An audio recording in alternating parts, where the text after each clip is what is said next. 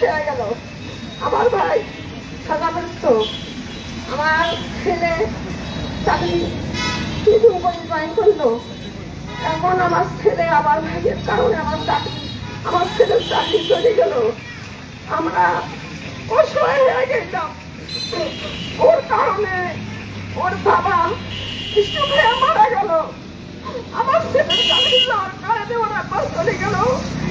আমি আমার ছেলের চাকরি ফেরত চাই, আমি চাকরি ফেরত চাই। আমরা অসহায় চলে যাই, আমার কিছু নাই, আমরা গরিব দুঃখী। আমি ওই ছেলের কারণে বহু আশা করি চাকরি দিয়েছে। আমি ওই ছেলের কারণে আমার অন্য ছেলে মেয়েদেরকে আমি লেখাপড়া শিখাবো। আমি আর পাইলাম না আমার ছেলে চাকরি যাওয়ার কারণে। আমি তোমার কাছে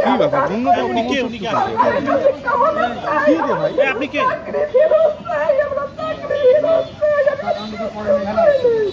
আমার ছেলে তো হত্যাকাণ্ডের কারণে জড়িত ছিল না।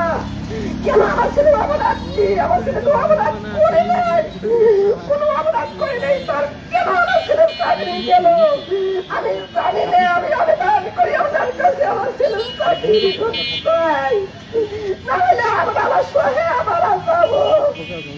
আমার কিচ্ছু নাই, আমার কিচ্ছু নাই। আমি আপনার কাছে আবেদন করি, আমার ছোট ছোট ছোট ছেলেমেয়েরা আর লেখাপড়া করতে পারতেছে না। উনি বড় ছেলে আমার। এখন আমি কি করবো? কিভাবে ওই ছেলেমেয়েরা আমি লেখাপড়া শিখাবো?